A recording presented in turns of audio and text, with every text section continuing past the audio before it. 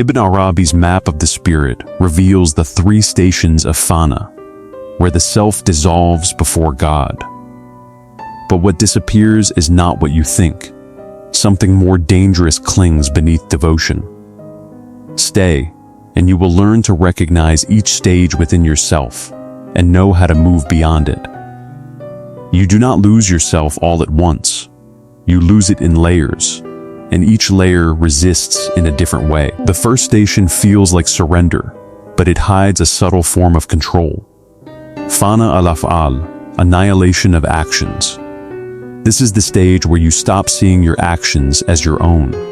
You begin to feel that every movement, every success, every failure comes from Allah alone. You still act, but the sense of authorship starts to weaken. From the inside, this feels like relief. The pressure to control outcomes fades. You work, but you no longer carry the same weight. When something goes wrong, you say, "This was written." When something goes right, you say, "This was given." Your chest feels lighter, and your mind becomes quieter. The people who live here often look calm. They are less reactive. They forgive faster. They stop chasing praise because they no longer feel fully responsible for results. Their acts of worship become softer, less forced. They begin to taste tawakkul, which means deep trust in God.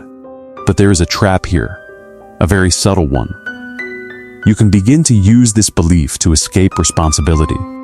You say, "Allah willed it," but inside you, avoid looking at your own choices. You stop refining your intention. You stop correcting your habits. You confuse surrender with passivity. This is where many people stop.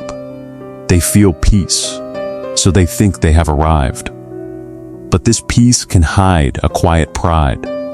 You start to see others as still trapped in ego, while you believe you have moved beyond it. That belief itself becomes a new ego. The exit from this stage is sharper than it looks. You must keep acting, but with full awareness of your intention. You hold two truths at once. You act with care, as if your choices matter deeply. And at the same time, you know the outcome belongs to Allah alone. This tension refines you. It breaks the lazy form of surrender.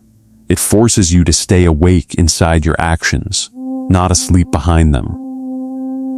Ibn Arabi points to this without turning it into magic. This is not about losing control in a mystical sense. It is about seeing clearly how little control you truly had, even before you noticed.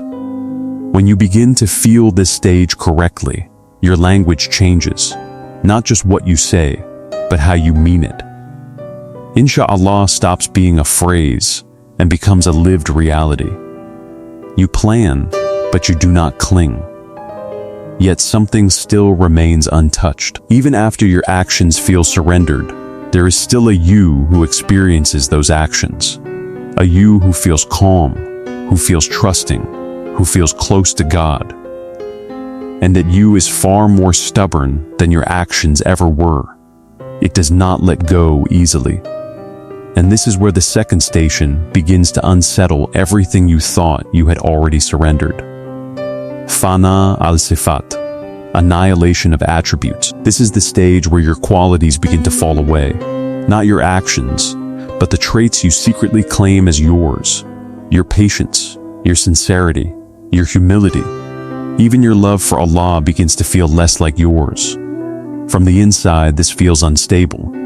You no longer trust your own goodness. You notice how quickly patience turns into pride. You see how humility can become a performance. You feel a quiet fear. If these qualities are not truly yours, then what are you? The people who reach this stage often become very inward. They speak less about themselves. They stop saying, "I am patient" or "I am sincere." Instead, they feel like these states pass through them for a moment, then disappear. They become deeper, but also more fragile. They fear losing what they never fully own. This is where sincerity, ikhlas, is tested at a deeper level. You no longer act only for Allah.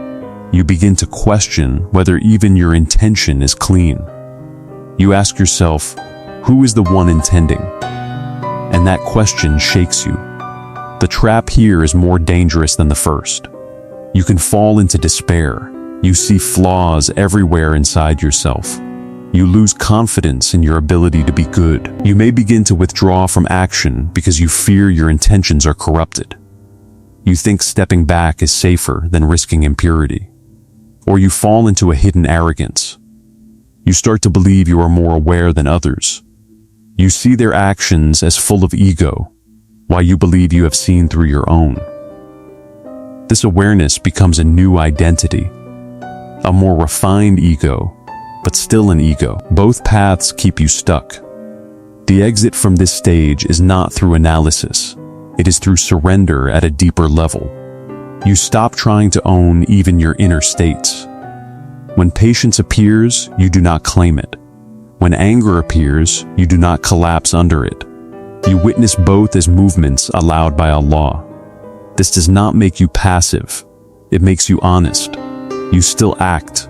You still correct yourself. But you no longer build an identity around your qualities. You stop saying, "This is who I am."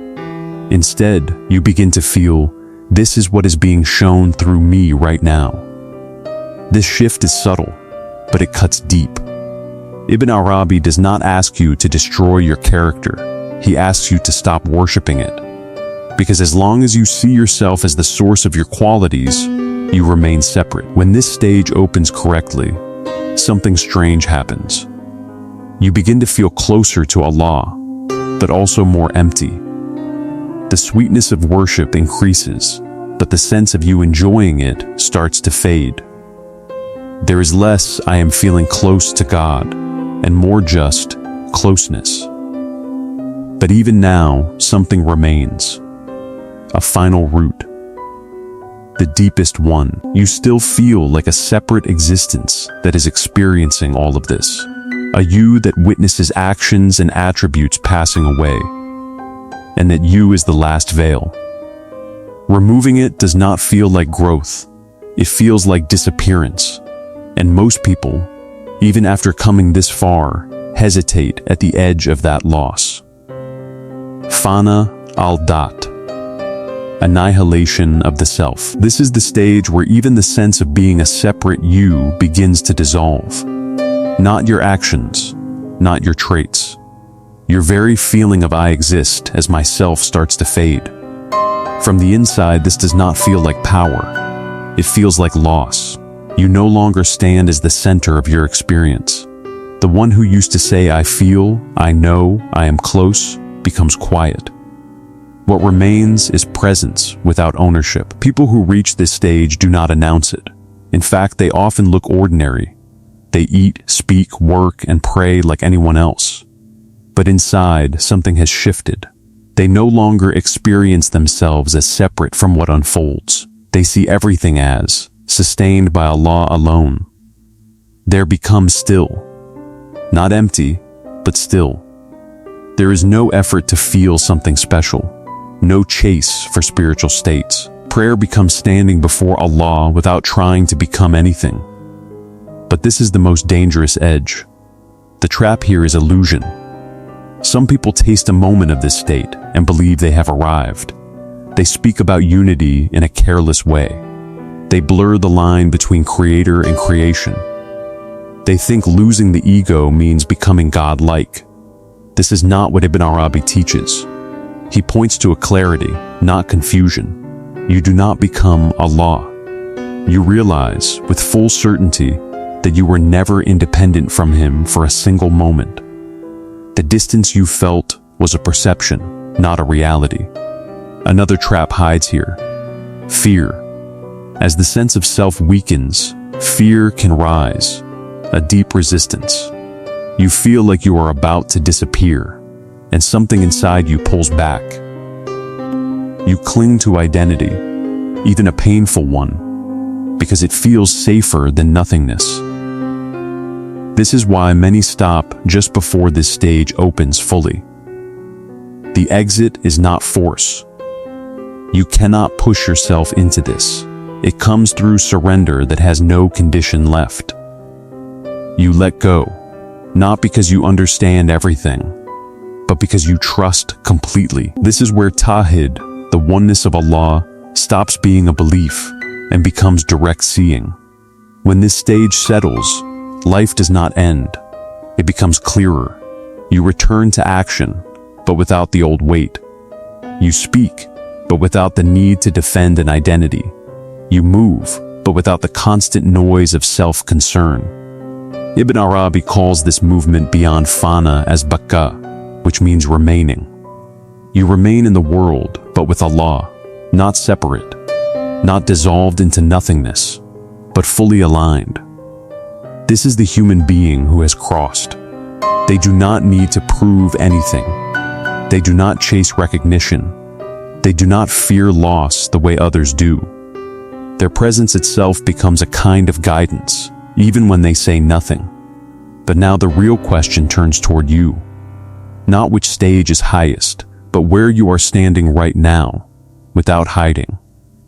There is a person who has walked through these stations and come back. They wake before dawn without force. They stand in prayer, not to feel something, but because standing itself feels true. When they speak, their words are clean. No hidden need, no quiet performance. You feel calm near them, not because they try, but because nothing inside them is pulling for attention. They work in the world with full effort, but success does not inflate them, and failure does not break them. If you praise them, they do not lean into it. If you ignore them, nothing collapses. Their heart rests in a place that does not shake easily. This is not a perfect person. They still feel hunger, anger, and tiredness. But these states pass through them without building a story. They do not turn every feeling into identity. They let it come, and they let it go. You recognize them by what is missing. No rush to prove. No need to win every moment. No hidden demand to be seen as spiritual. They move with quiet certainty, not because they know everything, but because they are no longer trying to be someone. And now you must look at yourself with the same honesty. Do you feel secretly responsible for every outcome in your life? Do you use trust in Allah to avoid correcting your habits? Do you take pride in being more aware than others around you? Do you doubt your own sincerity so much that you stop acting? Do you feel attached to being seen as patient, humble, or sincere? Do you fear losing your sense of identity, even when it causes you pain? Do you chase spiritual feelings and call that closeness? Do you feel disturbed when no one notices your? These questions are not here to shame you. They are here to locate you. Because you cannot move if you pretend you are already somewhere else. Most people are between the first and second station. They taste surrender in actions, but still build identity around their inner qualities. Some reach the edge of the third, then step back because the loss feels too great. Very few cross fully, but the path is open. And it does not begin with something grand. It begins with something small and very precise. You begin tonight with what you already do. First, watch your intention before any action. When you are about to speak, pause for a moment. Ask yourself, why am I saying this? Do not search for a perfect answer. Just notice what rises. This is muraqbah, quiet awareness of your inner state. Second, after every action, release it. Do not replay it in your mind. Do not decorate it with pride or crush it with regret. Say, Allah knows, and let it go. This is a simple form of tawakkul, trust in Allah after effort. Third, choose one act of worship this week and make it unseen. No one knows. No one hears. Not even a hint. This cuts the root of hidden performance. It trains your heart to act without needing witness. These are small doors, but they open into deep places. You are not asked to erase yourself in one moment. You are asked to see clearly, then let go step by step. Each time you release ownership, something inside you becomes lighter. Each time you stop claiming a quality, something becomes more real. Fana is not destruction, it is clarity. You do not lose what is true. You only lose what was never yours. And what remains is not empty. It is a life lived without constant fear of loss. A heart that does not break every time the world shifts. A way of being where you serve without needing to become anything in return. This is why the path matters. Not so you can feel special, not so you can reach a state others admire, but so you can stand in front of Allah without the noise that once filled you. And when that noise fades, something else becomes possible. You begin to see others with more mercy. You stop measuring people by what they show. You understand how hard it is to let go, because you have felt that resistance yourself. This is where the path lifts you beyond yourself, not into isolation, but into responsibility. You become someone who carries less ego into the world, someone who harms less, judges less, and listens more. Not because you force it, but because there is less you in the way. That is the real gift. Not disappearance, but returning to the world without the illusion that you ever stood alone. Now answer honestly, without dressing it up. Where do you still feel the strongest need to be seen? And what would it cost you to let that go?